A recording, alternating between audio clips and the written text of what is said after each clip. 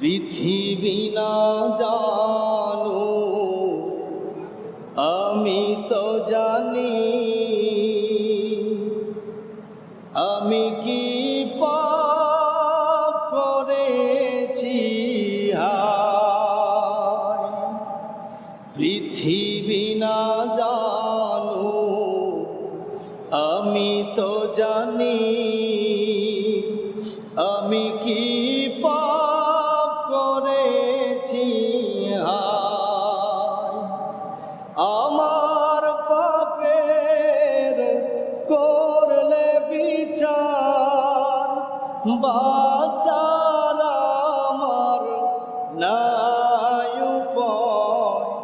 দয়াময় তুমি মাফ করো আমায়, মাফ করো আমায়, মাফ করো আমায়।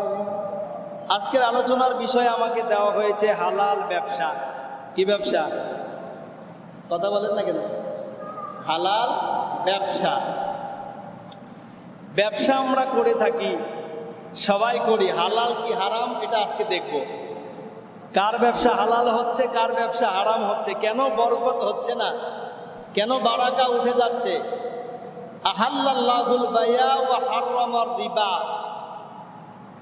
ঘোষণা আল্লাহ পাক করে দিলেন যে সুদকে আল্লাহ পাক হারাম করেছেন। কথা বুঝে থাকলে বলেন তো, সুদ হারাম না হালাল? একসাথে বলেন, হালাল না হারাম? আল্লাহ পাক পরের অংশে বলেন যে আমি ব্যবসাকে হালাল করেছি। সুবহানাল্লাহ বলবেন না? ব্যবসাকে আল্লাহ পাক কি করেছে? হালাল করেছে। এবার এই ব্যবসার মধ্যে হালাল যেহেতু ব্যবসা করেছে, ব্যবসার মধ্যেও আমাদের মাঝে কিছু হালাল ব্যবসা আমরা হারাম করে ফেলি, ঠিক কিনা বলেন? তা আমরা এতটুকু নিয়ে আলোচনা করব। আলোচনার শুরুতেই দুইটা টপিক আপনাদেরকে বুঝাইতে চাচ্ছি। আরবি দুইটা শব্দ আপনাদের মাথার ভিতরে ঢুকতে হবে, নচেত আলোচনা বুঝবেন না। এক নাম্বার হলো সিদ্দিকিন। এক নাম্বার কি? কথা বলেন না কেন? এক নাম্বার সিদ্দিকিন। দ্বিতীয় নাম অর্থাৎ সিদ্দিক এলাকায় নাম নাই, সিদ্দিক নাম নাই, আছে। দুই নাম্বার আরবি শব্দ বুঝতে হবে কাজ্জাব। সিদ্দিক মানে সত্যবাদী। সিদ্দিক মানে কি? কথা বলেন না কেন? সত্যবাদী। কাজ্জাব মানে মিথ্যাবাদী। কাজ্জাব মানে মিথ্যাবাদী। এই দুইটা আরবি শব্দ যদি বুঝে থাকেন, এবার আমাকে জবাব দেন, সিদ্দিক মানে কি? কাজ্জাব মানে কি? মিথ্যাবাদী। আল্লাহ পাক হযরতে আবু বকরের নামের সঙ্গে সিদ্দিক লাগাইছে। কি লাগাইছে? এখান থেকে আপনারা বুঝলে বলেন তো, আবু বকর কি সত্যবাদী না মিথ্যাবাদী? সত্যবাদী। বলেন, সত্যবাদী। এ কারণেই আল্লাহ তাআলা হযরতে আবু বকরের নামের সঙ্গে হযরতে আবু বকর সিদ্দিক উপাধি দিয়েছেন। তার মানে বুঝতে হবে যে আবু বকর নিঃসন্দেহে একজন সত্যবাদী ব্যবসায়িক ছিলেন, ঠিক কিনা বলেন? দ্বিতীয় নাম্বার বলেছি কাজ্জাব শব্দের অর্থ হলো মিথ্যা। কাজ্জাব শব্দের অর্থ কি? মিথ্যা। মুসাইলামাতুল কাজ্জাব তিনি মিথ্যা নবীর দাবিদার ছিলেন। মুসাইলামাতুল কাজ্জাব কি নবীর দাবিদার ছিলেন? মিথ্যা নবীর দাবিদার ছিলেন। তাহলে যারা মিথ্যা কথা বলবে, এখান থেকে বোঝা যাবে কাজ্জাব মানে মিথ্যা, মুসাইলামাতুল কাজ্জাব মানে মিথ্যা নবী দাবি করেছিলেন। তাহলে আমরা কি সত্যবাদী হতে চাই না মিথ্যা হতে চাই? আমরা সিদ্দিক হতে চাই না কাজ্জাব হতে চাই? এবার দেখেন আল্লাহ পাক রব্বুল আলামিন কি বলতেছেন। যে ব্যক্তি ব্যবসাটাকে করবে সত্য দিয়ে, ভালো করে বুঝবেন, যে ব্যক্তি ব্যবসা করবে সত্য দিয়ে, আল্লাহ পাক বলেন হাসরের ময়দানে সিদ্দিকিন, শুহাদা, সালেহিন ওয়া হাসুনা উলাইকা রফিকা। আল্লাহু আকবার কোন? এই চার প্রকার মানুষের সঙ্গে সত্যবাদী ব্যবসায়িক থাকবেন। এবং দ্বিতীয় নাম্বার হলো যে যারা মিথ্যা ব্যবসা করবেন, মিথ্যা কথা বলবেন, তাদেরকে কোথায় রাখবেন? আল্লাহ পাক রব্বুল আলামিন জানায় দেয়। দুনিয়ার জমিনে যেই মানুষগুলো ব্যবসার জন্য সত্য কথা বলবে, এই সত্য বলার কারণে আল্লাহ পাক রব্বুল আলামিন ওই ব্যক্তির নামের সঙ্গে সিদ্দিক উপাধি দিয়া দুনিয়ার জমিন থেকে যাওয়ার সঙ্গে সঙ্গে হযরতে আবু বকরের সঙ্গে হাসর নাসর হয়ে যাবে। সুবহানাল্লাহ বলতে পারলেন না? আমার ভাইরা, প্রথম নম্বরে ব্যবসায় যদি আপনি সত্য কথা বলেন, আপনার অবস্থানটা হবে হযরতে আবু বকরের সঙ্গে। সুবহানাল্লাহ। দুই নাম্বার, যদি আপনি ব্যবসার মধ্যে মিথ্যা ঢুকাইয়ে দেন, আল্লাহর হাবিব বলেন মুসাইলামাতুল কাজ্জাব মিথ্যা নবীর দাবিদার ছিলেন। যদি আপনি ব্যবসার মধ্যে মিথ্যা কথা বলে ব্যবসা করেন, আপনার হাসর নাসরটা মুসাইলামাতুল কাজ্জাবের সঙ্গে, মিথ্যাবাদীর সঙ্গে হবে। নাউজুবিল্লাহ কোন? আমরা বলি যে হুজুর সত্য কথা বললে তো ব্যবসা হয় না, সত্য কথা বললে ব্যবসা হয় না।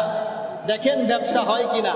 আমরা এটাকে একটু ঘুরায় পাল্টায় অনেকে আসি যে একটু চালাক, বলে হুজুর সুদে টাকা লাগাইছে, আমার নামে তো লাগাই নাই, লাগাইছে আমার বোন নামে, টাকা যেটা আসে সেটা আমি নেই, গুনাহ যা হয় বোর আমল নামায় যায়। নাউজুবিল্লাহ কোন?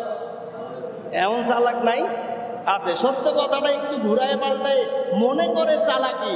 আচ্ছা বলেন তো, বান্দা যতই চালাকি করুক, আকাশ থেকে আল্লাহ পাক দেখতেছে কিনা? কথা বলেন না কেন? দেখতেছে কিনা? গায়েবের মালিক কে? আর একটু জোরে বলেন কে?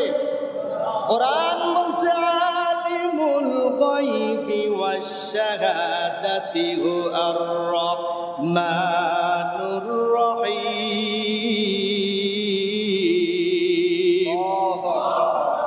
আমাদের কর্মজীবনের সমস্ত কিছু একজন দেখতেছেন, চিল্লায় বলেন তার নাম কি? আর একটু জোরে বলেন নাম কি?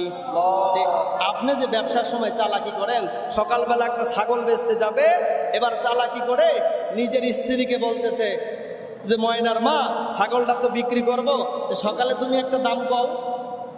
বলে কত বলবে? বলে ছাগলটা সর্বোচ্চ বিক্রি হলে ছাগলটা বেচা যাবে 15 থেকে 17,000 টাকা। তুমি প্রথম চান্সে বলে ফেলো 20,000 টাকা। তুমি 20,000 টাকা দাম বলবে, আমি তোমার কাছে বেচবো না। এবার ময়নার মা দাম বললো, ছাগলের দাম 20,000। বাজারে নিয়ে যাচ্ছে, জিজ্ঞেস করে ভাই ছাগলের দাম কত? কত হলে দিবেন? বলছে ভাই সকালে একজন 20,000 বলছে, দেই নাই। সকালে একজন, কথা বলে না কেন? সকালে একজন 20,000 বলছে, দেই নাই। সে কতটা চালাক, সে চিন্তা করতেছে কথা তো মিথ্যা হলো না, কারণ স্ত্রী তো বলছে 20,000, কিন্তু কথা যে সাজানো একজন জানে কিনা? কথা বলেন কেন? জানে কিনা? সে আল্লাহর সঙ্গে যদি আপনি চালাকি করেন, আপনার ব্যবসায় বারাকা কেমনে আসবে বলেন? আপনারা যে বলেন হুজুর ব্যবসা করি বরকত আসে না, বারাকা আসে না, কেমনে বারাকা আসবে আপনার ব্যবসায়? আপনি তো সকাল থেকে সন্ধ্যা পর্যন্ত যতটুকুন ব্যবসা করতেছেন হারাম হারাম হারাম। কারণ মিথ্যা যে ব্যবসার মধ্যে থাকবে, আল্লাহি, আল্লাহ পাকের শপথ করে বলি, ওই ব্যবসায় কোনো বারাকা আসবে না। কথা বলেন ঠিক কিনা? সাহাবায়ে কেরাম ব্যবসা করেছেন, তাদের নিয়তটাই ছিল ভিন্ন, আর আমাদের নিয়ত ভিন্ন। সুন্দর করে দেখবেন, এই যে দোকানের যে ব্যাগগুলো তৈরি করে, শপিং ব্যাগ, শপিং ব্যাগের নিচে লেখা থাকে বিক্রিত মাল ফেরত দেওয়া হয় না। এটা কি ইসলামের নিয়ম? কথা বলেন না কেন? এটা কি ইসলামের নিয়ম? না। আমাদের এক ভাই ত্রিমোহনীতে দোকান দিয়েছে, আমি লক্ষ্য করেছি, দেখবেন। এজন্য ওলামায়ে কেরামদের হাতে যতদিন পর্যন্ত ক্ষমতা আসবে না, ততদিন পর্যন্ত ইসলামী হুকুমত বাস্তবায়ন সম্ভব না। ঠিক কিনা বলেন? আমাদেরই এক ভাই আব্দুস সামাদ ভাই, আপনারা আজকের প্রধান মেহমান আসবেন আপনাদের সঙ্গে, তিনি একটা শপিং মল দিয়েছেন, সেখানে ছোট্ট করে নিচে লেখা আছে বিক্রিত মাল ফেরত নেওয়া হয়। সুবহানাল্লাহ। কি লেখা আছে? বিক্রিত মাল ফেরত নেওয়া হয়। আর আপনি তো লেখেন বিক্রিত মাল ফেরত নেওয়া হয় না, তার মানে আপনার মালের মধ্যে ভেজাল আছে। ঠিক কিনা কোন? আর একটু জোরে বলেন, ভেজাল আছে না নাই? তাহলে যদি ভেজাল না থাকতো তাহলে আপনি বলতেন যে বিক্রিত মালও ফেরত নেওয়া হয়। আপনি ভাবছেন যে পণ্য একটা আছে, যতক্ষণ বেচতে না পারবো ততক্ষণ টেনশন, বেচা হয়ে গেল আলহামদুলিল্লাহ, টেনশন নাই, কারণ নিচে লিখে দিয়েছিলাম বিক্রিত মাল ফেরত নেওয়া কথা বলেন না কেন? ফেরত নেওয়া হয় না। এজন্য তো আমাদের ব্যবসায় বরকত নাই। আয়াতে কারিমা তেলাওয়াত করেছি, সরাসরি তাফসিরে ঢুকে যাব। আল্লাহ পাক রব্বুল আলামিন পবিত্র কোরআন শরীফের মধ্যে বলতেছেন, আমার সঙ্গে সবাই কান খাড়া করে জবান ছেড়ে দিয়ে পড়েন, আউযু বিল্লাহি মিনাশ শাইতানির রাজিম, বিসমিল্লাহির রহমানির রহিম, ইয়া আইয়ুহাল্লাযীনা আমানু হাল আদুল্লুকুম আলা তিজারা, আল্লাহু আকবার কোন।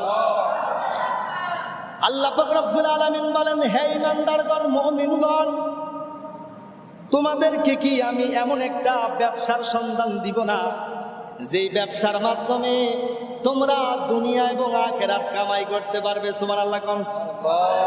আমরা এই ব্যবসা করতে চাই কি চাই না? কথা বলেন না কেন? চাই কি চাই না? আল্লাহ পাক জানাই দিচ্ছেন। আমার ভাইরা, প্রথম নাম্বার বলেছে ব্যবসার মধ্যে সত্য থাকতে হবে। দ্বিতীয় নাম্বার বলেছি কাযযাব, সিদ্দিক বলেছি, কাযযাব বলেছি। আপনাদেরকে এই শুরুতে আমি জানাই দিয়েছি, সত্যবাদী যদি আপনার ব্যবসার মধ্যে থাকে, ব্যবসাটা যদি ছোট হয়, বরকত দান করবে কে? আর একটু জোরে কোন। আর যদি আপনার ব্যবসাটা অনেক বড় হয়, কিন্তু ব্যবসার মধ্যে মিথ্যা মিথ্যা মিথ্যা, ত্রিমোহনী বাজার থেকে একটা টুপি কিনলেন 20 টাকা দিয়া, উদাহরণ দিচ্ছি, কয় টাকা? আপনাদের এই তালবাড়িয়া বাজারের উপরে ত্রিমোহনী থেকে 20 টাকার টুপিটা আমি কিনে আনলাম, আনার পরে এখানে বিক্রি করতে লাগলাম। আমি যদি আপনাদেরকে বলি ত্রিমোহনী থেকে একটা টুপি কিনে আনছি, টুপিটা খরচ টরচ দিয়ে 55 টাকা পড়েছে, কয় টাকা? আসলে পড়েছে কয় টাকা? 20 টাকা। এখান থেকে ত্রিমোহনী থেকে এই পর্যন্ত আসতে নাই আর 5 টাকা ভাড়া লাগবে, দাম হয় কত? আপনারা দেখছি অঙ্কে কাঁচা। অঙ্কে কে কে ফেল করছেন হাত তোলেন তো। আলহামদুলিল্লাহ, সবাই পাস করছে। বোঝেন না কেন? 20 টাকা দিয়ে যদি আমি ত্রিমোহনী থেকে মাল কিনে এখানে আনি, 5 টাকা খরচ হইলে কয় টাকা হয়? 25 টাকা। কিন্তু আমি আপনাদেরকে বললাম আল্লাহর কসম, অথবা যেই ভাষাটা এখানে প্রচলিত আছে, আল্লাহর কিরা, আল্লাহর কিরে কাটে না, যে আল্লাহর কিরে বলছে এই টুপিটা কিনছি 55 টাকা, ভাই আপনার যা ভালো হয় আপনি লাভ দিয়ে নিয়ে যান। এবার আপনি চিন্তা করবেন 55 টাকা দিয়ে কিনছে, 5 টাকা তো লাভ দেওয়াই লাগে, যান ভাই টুপিটার দাম 60 টাকা দিলাম। আচ্ছা বলেন তো, টুপি কিনে লাভ করলো কয় টাকা? টুপিটা সেল করে কয় টাকা লাভ করলো? 40 টাকা। কত টাকা? 40 টাকা। কিন্তু তার জবান দিয়ে বলেছে কত টাকা? 55 টাকা। আমার ভাইরা, আল্লাহ পাকের শপথ নিয়ে ব্যবসা করতেছেন, আল্লাহ পাকের শপথ নিয়ে মিথ্যা কথা বলতেছেন। ওয়াল্লাহি কিয়ামত পর্যন্ত, কিয়ামত হয়ে যাবে, আপনার ব্যবসায় বরকত আসবে না। কথা বলেন ঠিক কিনা? কারণ আপনি তো মিথ্যাবাদী, আপনি তো মিথ্যা কথা বলে ব্যবসা করতেছেন।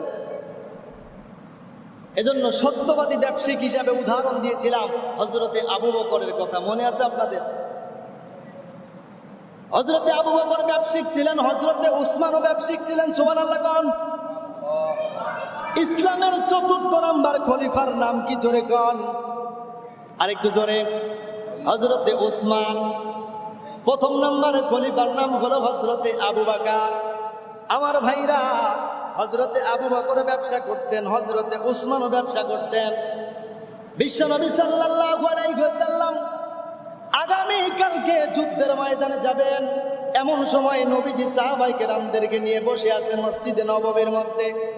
হযরতে বেলালকে ডেকে বললেন, বেলাল রে, মসজিদে নববীর মধ্যে থেকে তুমি সুন্দর করে এলান করে দাও, আগামী কালকে যুদ্ধের ময়দানে যুদ্ধ করতে যাব, যার যা মাল সামান আছে নিয়ে আমার কাছে হাজির হওয়ার জন্য। হযরতে বেলাল এলান করে দিলেন। সমস্ত জায়গায় জায়গায় বিশ্বনবী সাল্লাল্লাহু আলাইহি ওয়াসাল্লামের এলানটা চলে গেল। নবীজি চাদর বিছায়া মসজিদের মধ্যে বসে আছেন, আগামীকালকে যুদ্ধের ময়দানে চলে যাবেন। সমস্ত মানুষগুলো যে যা পারেন নবীজির কাছে দিয়ে যান। আমার ভাইরা বলেন তো, যদি আগামীকালকে যুদ্ধের ঘোষণা হয়, আর যদি এই মসজিদ থেকে এলান হয় আমাদের যা যতটুকু সামর্থ্য আছে দিব কিনা? দিবেন? আমার ভাইরা, আপনারা যদি দেওয়ার এত একটা আনন্দ পোষণ করেন যে দিব, অবশ্যই কেন দিব না? সাহাবায়ে কেরাম, নবীজি চেয়েছেন সাহাবায়ে কেরাম দিবে কিনা? কথা কয় না, দেবে কিনা? আমার ভাইরা, বিশ্বনবী সাল্লাল্লাহু আলাইহি ওয়াসাল্লাম জানাই দিলেন, যার যতটুকু সামর্থ্য আছে আমার কাছে নিয়ে আসতে হবে। কারণ আগামীকালকে যুদ্ধের ময়দানে যাব। ওই যুদ্ধের লোক সংখ্যা ছিল 30,000। জোরে বলেন কত হাজার? মুসলমান ভাইরা রে আমার, 30,000 সৈন্যবাহিনী নিয়ে যদি কোনো যুদ্ধের ময়দানে যাওয়া হয়, বলেন তো ওই যুদ্ধের ময়দানে গেলে এই 30,000 সাহাবীদের খাবার দরকার আছে না নাই? নবীজি সমস্ত সাহাবায়ে কেরামদেরকে জিজ্ঞেস করলেন, ইসলামের সর্বপ্রথম খলিফা আবু বকর রে, তুমি আমার জন্য কি নিয়ে আসলে? হযরতে ওমর, তুমি আমার জন্য কি নিয়ে আসছো? আরে আলী, তুমি আমার জন্য কি নিয়ে আসছো? ওসমান, তুমি আমার জন্য কি নিয়ে আসছো? চারজন সাহাবী যে যতটুকু পেরেছেন সামনে বললেন। হযরতে ওমর চিন্তা করলেন, আবু বকরের সঙ্গে ইবাদতে কোনোদিন পারি নাই, আজকে নবীজির সম্পদ নিয়ে আসতে বলেছেন, আজকে আমি একটু বেশি করে বাড়ায় দেব। আল্লাহ পাক রব্বুল আলামিন নবীজির সামনে, আল্লাহর সামনে হযরতে আবু বকরের চাইতে বেশি ইবাদত নিতে চাই। সুবহানাল্লাহ কোন? তাদের মধ্যে ইবাদত নিয়ে প্রতিযোগিতা ছিল। আমার ভাইরা, এইবার বিশ্বনবী সাল্লাল্লাহু আলাইহি ওয়াসাল্লাম জিজ্ঞেস করলেন, ওমর রে, কি নিয়ে আসছো তুমি আমার জন্য? ওমর জানাই দিলেন, ইয়া রাসূলুল্লাহ, আমার যা সম্পদ ছিল সম্পদটাকে 2টা ভাগ করে 1 ভাগ আপনার জিহাদের জন্য নিয়ে আসছি। সুবহানাল্লাহ কোন? হযরত আলীকে প্রশ্ন করা হলো, তুমি আমার জন্য কি নিয়ে এসেছো? যুদ্ধের ময়দানে যাওয়ার জন্য কি নিয়ে এসেছো? হযরত ওসমানকে প্রশ্ন করা হলো। হযরত ওসমান ডেকে বলে, ইয়া রাসূলুল্লাহ, ইয়া হাবিবাল্লাহ, আমি আপনার জন্য আগামীকালকে যুদ্ধের ময়দানে 30,000 সাহাবী নিয়ে যুদ্ধ করতে যাবেন, 15,000 সাহাবীর খাবার ভরণ পোষণ আমি ওসমান দিব। সুবহানাল্লাহ। কে প্রতিদিন খাওয়াতে চান, কত টাকা লাগবে? হযরত ওসমান বললেন, ইয়া রাসূলুল্লাহ, আপনার যুদ্ধের ময়দানের জন্য 15,000 সাহাবীর খাবারের যা খরচ লাগবে আমি দেব। সুবহানাল্লাহ। নবীজি সর্বশেষ আবু বকরকে জিজ্ঞেস করলেন, আবু বকর রে, তুমি আমার জন্য কি নিয়ে আসলে? আবু বকর বলে, ইয়া রাসূলুল্লাহ, আমি সাধারণ ক্ষুদ্র একজন ব্যবসায়ী, তেমন কিছু আনতে পারি নাই, কিন্তু আমার বাড়ির মধ্যে যেই বাড়িতে যতগুলো জিনিস ছিল এর মধ্যে সব থেকে যা ছিল তাই আপনার জন্য রাস্তার জন্য নিয়ে আসছি। ইয়া রাসূলুল্লাহ, ইয়া হাবিবাল্লাহ, কিন্তু আসার সময় দেখলাম আমার রান্না করা চুলার মধ্যে সামান্য পরিমাণ ছাই ছিল। আমি আসার সময় এই ছাইটুকু আপনার যুদ্ধের ময়দানের জন্য নিয়ে আসছি। সুবহানাল্লাহ।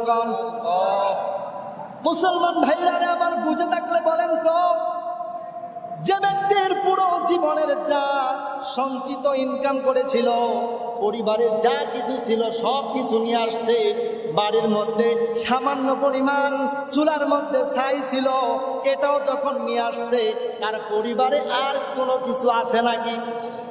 বলেন। আসার সময় বিশ্বনবী সাল্লাল্লাহু আলাইহি ওয়াসাল্লাম বললেন, আবু বকর রে, তুমি বসে যাও, আগামীকালকে যুদ্ধের ময়দানে চলে যাব। এমন সময় নবীজি সাল্লাল্লাহু আলাইহি ওয়াসাল্লাম স্বপ্নের মধ্যে দেখলেন, আমার ভাইরা, যেটা আপনাদেরকে বুঝাইতে চাচ্ছি, সত্যবাদিতা। কেন সত্যবাদী ব্যবসায়িক হবেন? কেন সত্য কথা বলে ব্যবসা করবেন?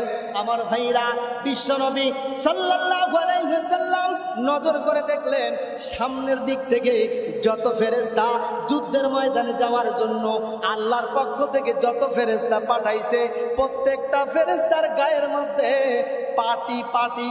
চিনেন আপনারা পাটি? খেজুর পাতা পাটি প্রত্যেকটা সাহাবায়ে কেরাম প্রত্যেকটা ফেরেশতার গায়ের মধ্যে আল্লাহ পাক লাগাই দিয়েছেন। সুবহানাল্লাহ কোন নবীজি ডেকে বলতেছেন, জিবরাইল রে, আপনারা এতদিন আমার কাছে এসেছেন, এত ফেরেশতা দেখেছি, আজকের মতো এমন অবস্থা তো কোনোদিন দেখি নাই। কেন? জিবরাইল ফেরেশতা ডেকে বললেন, ইয়া রাসূলুল্লাহ, ইয়া হাবিবাল্লাহ, আপনার প্রথম খলিফা হযরতে আবু বকরের কাছে যান, জিজ্ঞেস করেন, আরে আবু বকর, আমি একটা নজির দেখলাম, তোমাকে জিজ্ঞেস করতে চাই, তুমি এমন কি আমল করেছো, আমার জন্য কি নিয়ে এসেছো? আবু বকর বলে, ইয়া রাসূলুল্লাহ, ইয়া হাবিবাল্লাহ, আমার পরিবারের যা ছিল সমস্ত কিছুই আপনার জন্য নিয়ে এসেছি, কিন্তু আসার সময় যখন চুলার মধ্যে সামান্য পরিমাণ ছাই ছিল, এটাও আমি আপনার যুদ্ধের জন্য নিয়ে এসেছি। নবী বলে, না না, এটা তো মিলল না, আর কোনো হিকমত আছে নাকি বলো। হযরত আবু বকর বলে, ইয়া রাসূলুল্লাহ, ইয়া হাবিবাল্লাহ, আমি যখন আপনার জন্য রওনা হয়ে গেলাম, আমার যখন পরিবারে আর কিছুই নাই, আমার স্ত্রী বের হয়ে আসলো, ডেকে বলতেছেন, নবীজি মসজিদের মধ্যে নববীর মধ্যে চাদর বিছায়া বসে আছেন, নবীজির জন্য কিছুই দিতে পারলাম না। আমার পরনের পোশাকটা ছিল, কাপড় ছিল, এই কাপড়টা পরনের পোশাকটা খুলে বাড়িতে একটা সুন্দর চটের মতো যে পোশাক ছিল, এই পোশাকটা বানানো হয়েছিল খেজুর পাতা দিয়ে। সুবহানাল্লাহ কোন আমার স্ত্রী ওই খেজুর পাতার পোশাকটা নিজের শরীরের মধ্যে পড়ে আমার স্ত্রীর পরনের পোশাকটা দিয়ে আমাকে বললেন, যুদ্ধের ময়দানে মানুষগুলো হতাহত হবে, রক্তাক্ত হবে, আহত হবে, আমার এই কাপড়টা ছিঁড়ে ছিঁড়ে টুকরা করে করে নবীজিকে বলবেন, ইয়া রাসূলুল্লাহ, এই টুকরার সম্পদগুলো আমার কাপড়টা ছিঁড়ে যেন ওই ক্ষত স্থানগুলো বেঁধে দেয়। সুবহানাল্লাহ কোন মুসলমান ভাইরা রে আমার, বিশ্ব নবী সাল্লাল্লাহু আলাইহি ওয়াসাল্লাম ডেকে বললেন, আবু বকর রে, তোমার এই যে দানটা, তোমার স্ত্রীর এই শব্দটা, তোমার স্ত্রীর এই ভালোবাসাটা এত পছন্দনীয় হয়েছে আল্লাহর কাছে। আল্লাহ পাক রব্বুল আলামিন সমস্ত যুদ্ধের ময়দানে যত ফেরেশতাকে নিযুক্ত করেছে, এই ভালোবাসার কারণে সমস্ত ফেরেশতাগুলোর গায়ের মধ্যে আল্লাহ পাক চট বিছাই দিয়েছেন। সুবহানাল্লাহ। মুসলমান ভাইরা রে আমার, যেটা বলতেছিলাম, তাহলে সিদ্দিকিন শব্দের অর্থ হলো সত্যবাদী। আমার ভাইরা, সম্পদ কিন্তু বেশি ছিল না, সামান্য পরিমাণ ছিল, কিন্তু ব্যবসার মধ্যে সত্যবাদিতা ছিল। আল্লাহর হাবিব বলেন, যারা ব্যবসা করবে, সত্য কথা বলে, কিয়ামত পর্যন্ত হযরতে আবু বকরের সঙ্গে হাসর নাসর হবে। সুবহানাল্লাহ। এবার সিদ্ধান্ত নেন, ব্যবসায় সত্য বলবেন না মিথ্যা বলবেন? চালাকি যতই করেন, আমি বলেছি চালাকি করে মিথ্যা বললেও চালাকি ধরবেন কে? আর একটু জোরে বলেন কে? জিকির করেন, লা ইলাহা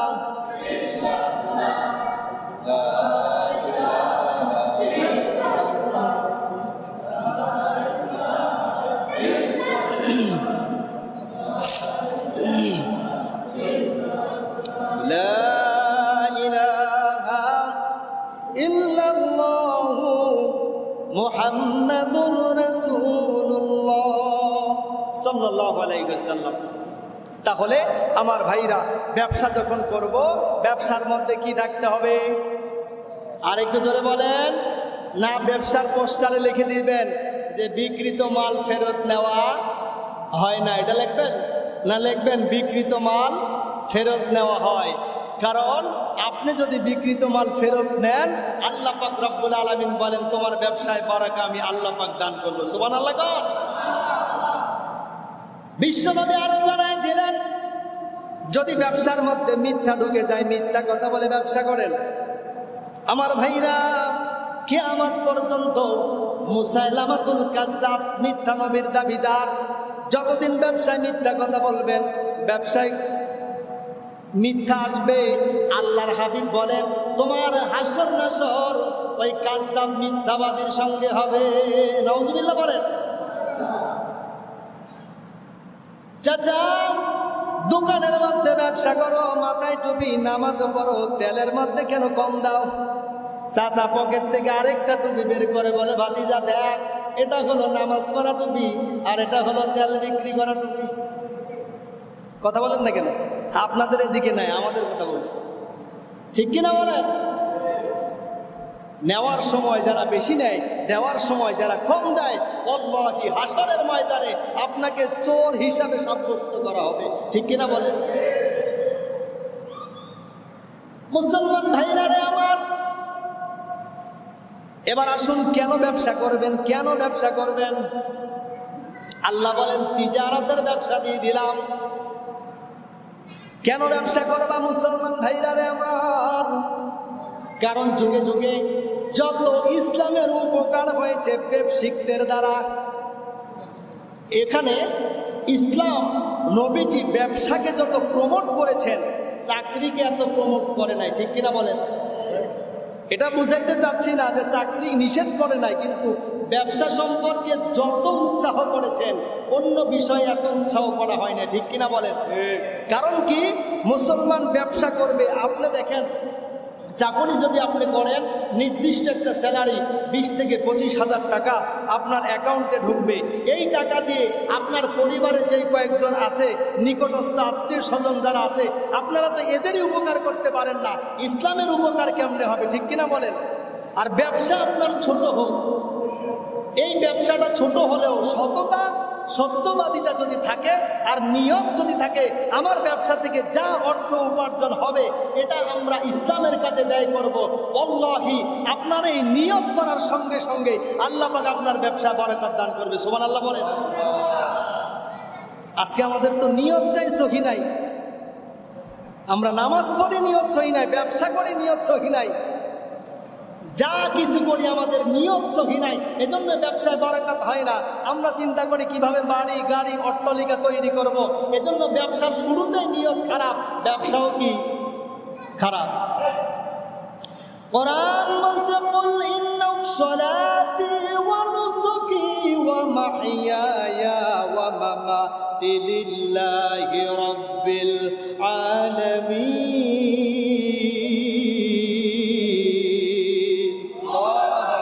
আমার নামাজ, আমার রোজা, আমার হজ, আমার কুরবানি, যা কিছু করব কার জন্য? জোরে কর, আর একটু জোরে। তাহলে নিয়তটা যদি সহি থাকে, আল্লাহ পাক বলেন নিয়ত সহি থাকলে তোমার কামিয়াব হয়ে যাবে। সুবহানাল্লাহ।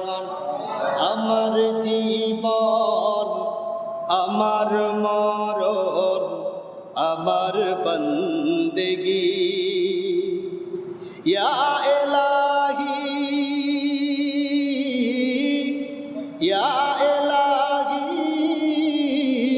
কবুল করো আমার বন্দেগী, আমার বন্দেগী। আমার জীবন, আমার মরণ, আমার বন্দেগী, ইয়া ইলাহি, ইয়া ইলাহি কবুল করো আমার বন্দেগী, আমার জিন্দেগি। পড়েন আমিন।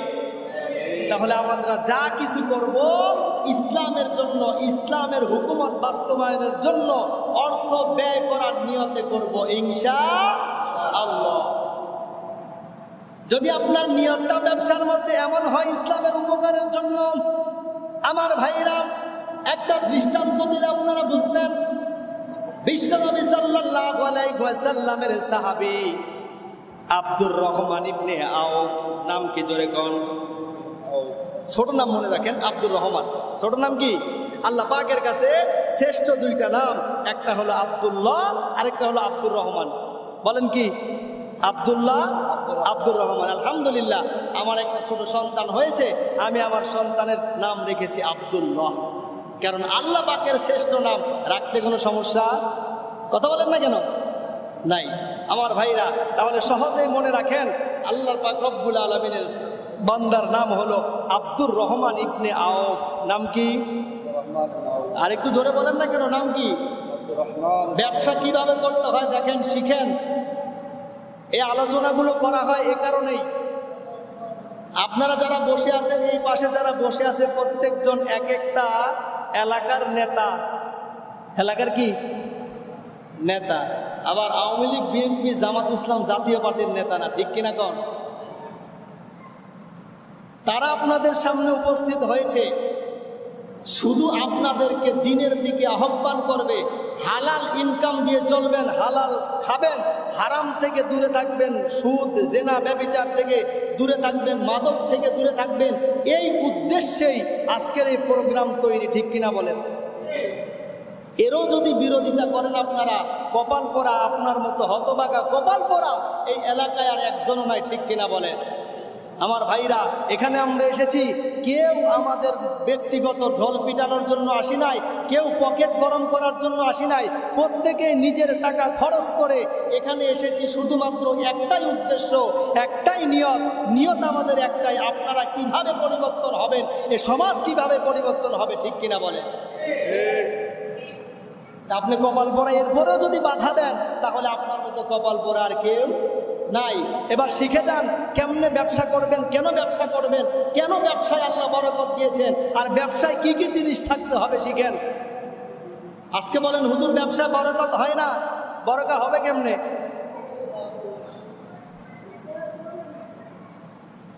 কি মুরব্বি? আমার ভাইরা, কেউ বাজে কথায় কান না দেই। ইসলামের জন্য আমরা সময় দিয়েছে, ইসলামের জন্য সময় দিব।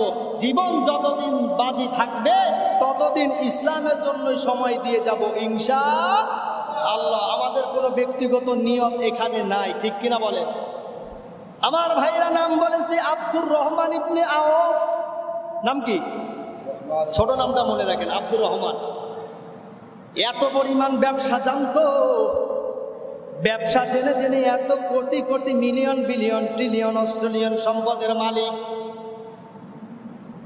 কিন্তু ঘটনাক্রমে বিশ্ব নবী সাল্লাল্লাহু আলাইহি ওয়াসাল্লাম যখন মক্কা থেকে মদিনায় গমন করলেন, মদিনায় যখন চলে আসলেন, সমস্ত সাহাবায়ে কেরামদের একটাই নিয়ত ছিল, অর্থ যা হবে, সম্পদ যা হবে, ইসলামের জন্য ব্যয় করব। আমাদের নিয়ত কি এমন? কথা বলেন না কেন? এমন নিয়ত আমাদের না, আমাদের নিয়ত এমন না। আমার ভাইরা, নিয়তটা পরিবর্তন করেন। ব্যবসা করতেছেন, কেন নিয়ত পরিবর্তন করবেন? দেখেন, মক্কা থেকে মদিনায় হিজরত করলো নবীজি। আব্দুর রহমান ইবনে আউফ চিন্তা করলো, এত টাকা, এত সম্পদ, কিন্তু না না, নবীজিকে কাছে পাচ্ছি না, মনে তৃপ্তি নাই, এত সম্পদ দিয়ে কি করব? যত সম্পদ ব্যবসায় দিয়েছেন কে? আরেকটু জোরে কোন কে? আল্লাহ দিয়েছেন ব্যবসায় সম্পদ। আল্লাহ নাই, রসুলও নাই, আমাদের সঙ্গে দূরত্ব বজায় হয়ে গেল। কারণ নবীজি যখন মদিনায় চলে গেল, দূরত্ব বাড়ছে না কমছে? বলেন, বেড়ে গেছে না? যে অনেকে আমরা বলি যে চোখের আড়াল হলে কি হয়, মনেরও আড়াল হয়। এত সম্পদশালী ব্যবসা করে হয়েছেন মুসলমান ভাইরা রে আমার। আব্দুর রহমান ইবনে আওফ চিন্তা করলেন, মদিনায় যাব, নবীজির সঙ্গে সাক্ষাৎ করব, কিন্তু মক্কার কাফেরগুলো আমাকে ধরে ফেলবে, আমার সম্পদগুলো বাজেয়াপ্ত করবে। ভাইরা রে, এখনো ইসলামের পক্ষে যারা আছে এদেরকে ধরে ধরে এদের সম্পদগুলো বাজেয়াপ্ত করা হচ্ছে, ঠিক কিনা? হযরত আব্দুর রহমান ইবনে আওফ চিন্তা করলেন, না না, আমি যদি ওপেনে সবার সামনে চলে যাই তাহলে আমাকে ধরবে, আমার সম্পদগুলো বাজেয়াপ্ত করবে না। বাড়ি থেকে রওনা হয়েছেন, পুরো শরীরের মধ্যে শুধুমাত্র পরনে একটা পোশাক নিয়ে, গায়েও কোনো পোশাক নাই। হাঁটি হাঁটি পা পা করে একদিন, 2 দিন, 3 দিন করতে করতে মদিনায় চলে গেলেন। মদিনায় যাওয়ার পরে মসজিদে নববীর মধ্যে নবীজি নামাজের জন্য ঢুকবেন। ঠিক এমন একটা সময়ে আমার ভাইরা, ফজরের নামাজের সময় আব্দুর রহমান ইবনে আওফ মসজিদে প্রবেশ করলেন। নবীজি সালাম ফিরানোর পরে, ফজরের নামাজের পরে পিছন দিকে ফিরলেন, তাকায় দেখে কেমন যেন জীর্ণ শীর্ণ চুল, দাড়িগুলো, দাড়ির মধ্যে বালি লেগে আছে। আমার ভাইরা, বলেন তো উত্তপ্ত গরম মরুভূমির মধ্যে চলাফেরা করলে বালিগুলো উড়ে উড়ে দাড়িতে চুলে লাগে কিনা? উস্কো শুষ্ক চেহারা। নবীজি সালাম ফিরানোর পরে জিজ্ঞেস করলেন, কি ব্যাপার, তোমাকে দেখতে আব্দুর রহমান ইবনে আউফের মতো দেখা যায়। সুবহানাল্লাহ। আব্দুর রহমান ইবনে আউফ চক্ষু দিয়ে দরদর করে পানি ছেড়ে দিয়েছেন আর ডেকে ডেকে বলতেছেন, ইয়া রাসূলুল্লাহ, ইয়া হাবিবাল্লাহ, আপনি আমাকে চিনতে পেরেছেন, এজন্য আমি বড় ধন্য। সুবহানাল্লাহ। আরে আব্দুর রহমান, তোমাকে চিনতে পেরেছি, কিন্তু তোমার এমন অবস্থা কেন? তুমি তো অনেক ধনী ধনী ধনী ছিলা। আব্দুর রহমান বলে, আমি যখন আপনার ভালোবাসায় মোহাব্বতে যখন মক্কা ছেড়ে মদিনায় ঢুকবো, এমন সময় চিন্তা করলাম কাফেরগুলো আমাকে দেখলে তো আমার সম্পদ বাজেয়াপ্ত করবে। না না, আমি এমনভাবে মক্কা থেকে বের হলাম যেন তারা বুঝতে না পারে আব্দুর রহমান এলাকা ছেড়ে চলে যাচ্ছে, সম্পদ নিয়ে চলে যাচ্ছে। বিশ্বনবী সাল্লাল্লাহু আলাইহি ওয়াসাল্লাম আমার ভাইরা আব্দুর রহমানকে জড়ায় ধরলেন। সংক্ষিপ্ত করে দিলাম বাজান, এখান থেকে আলোচনার ঘটনা বলা উদ্দেশ্য না, এখান থেকে শিক্ষা নেন। আব্দুর রহমান ইবনে আউফকে জড়ায় ধরার পর নবীজি বললেন, আমাদের এই মজলিসের মধ্যে এমন কি কোনো ব্যক্তি আছে নাকি যে আব্দুর রহমানকে নিজের ভাই বানাবে? সুবহানাল্লাহ।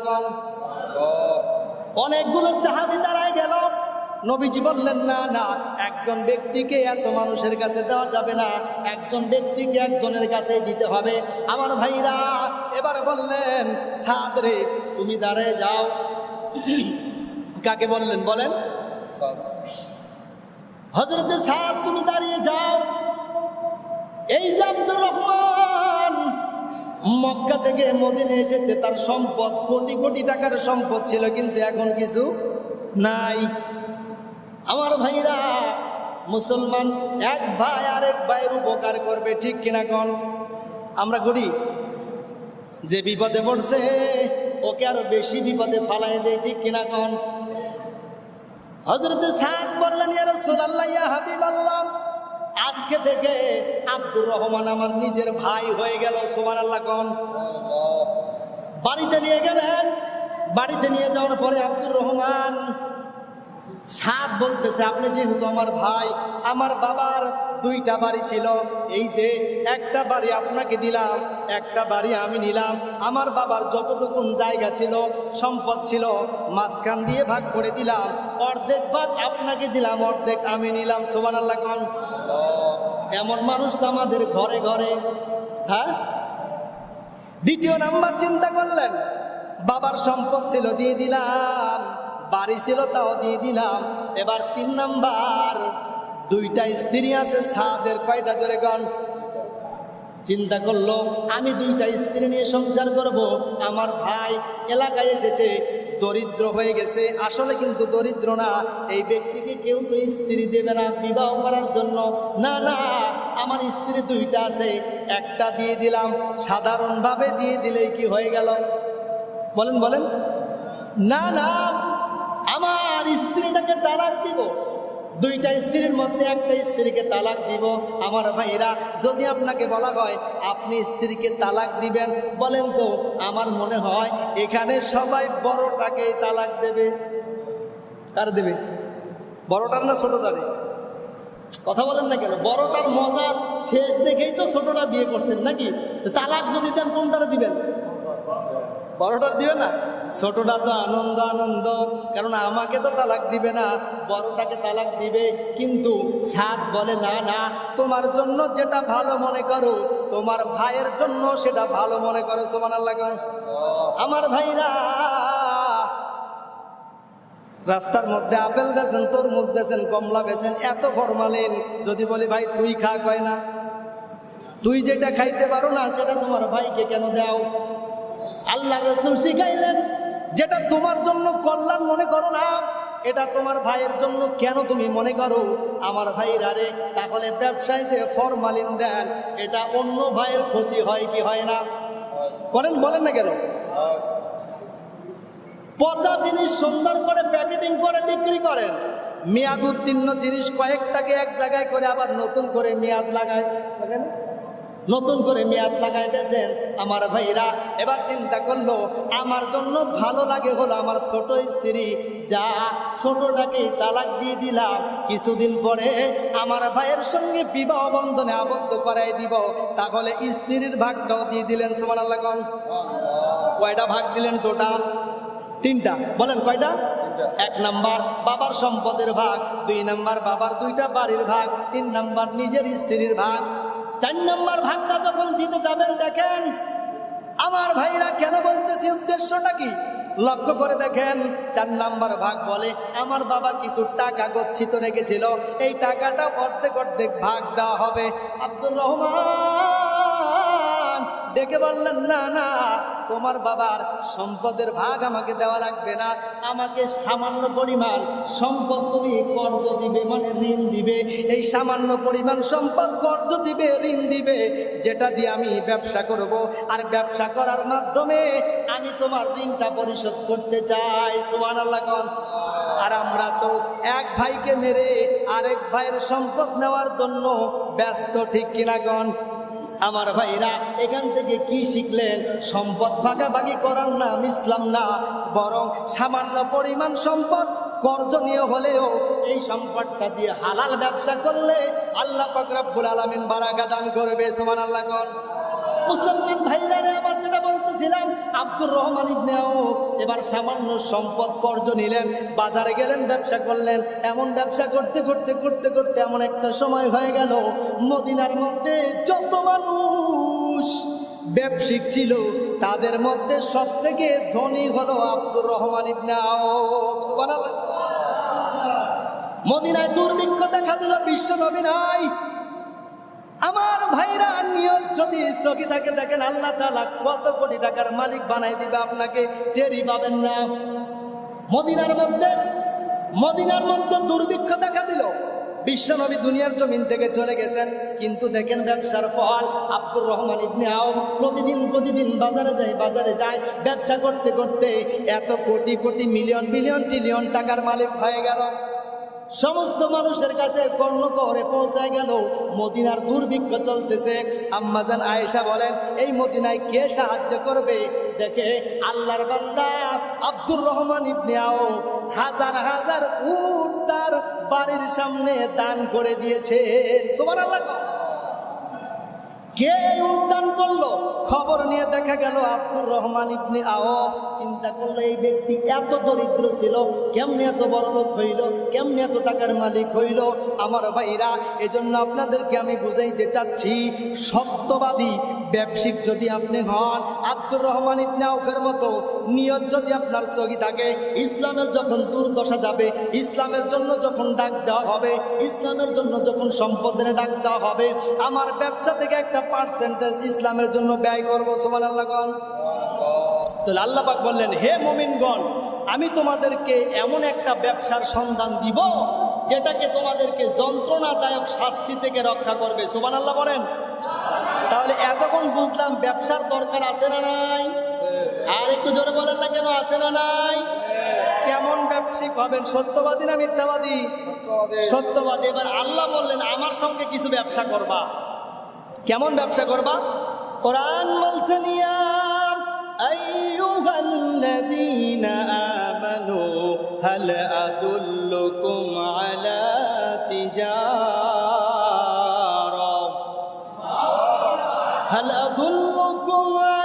তিজারাতিন তুনজিকুম মিন আযাবিন আলীম।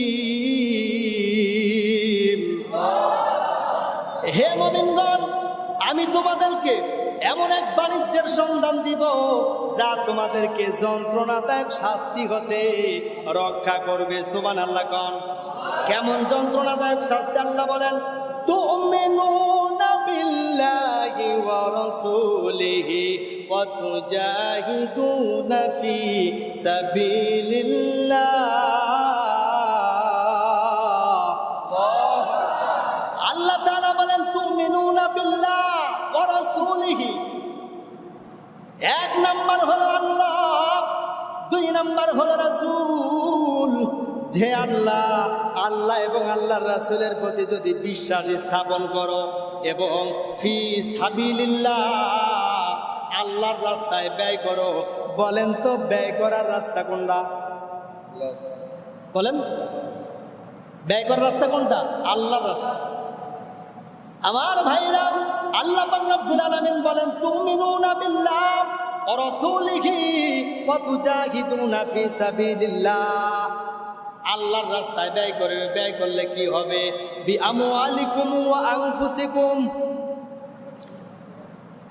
যালিকুম খায়রুল লাকুম ইন কুনতুম তা'লামুন।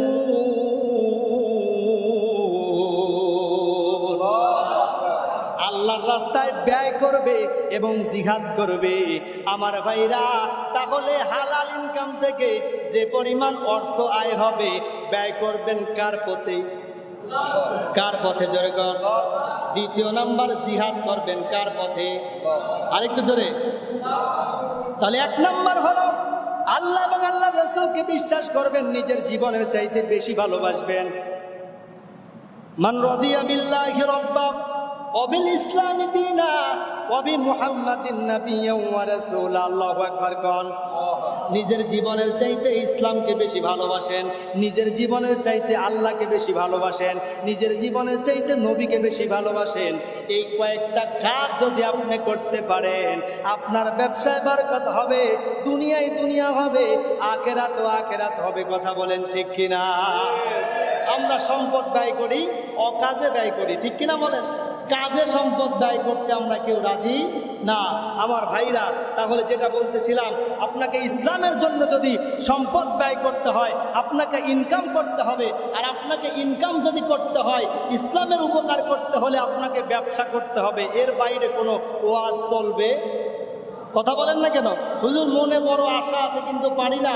কেমনে পারবেন? আপনি তো 10,000 20,000 টাকার চাকরিতেই অভ্যস্ত। লিল্লাহ।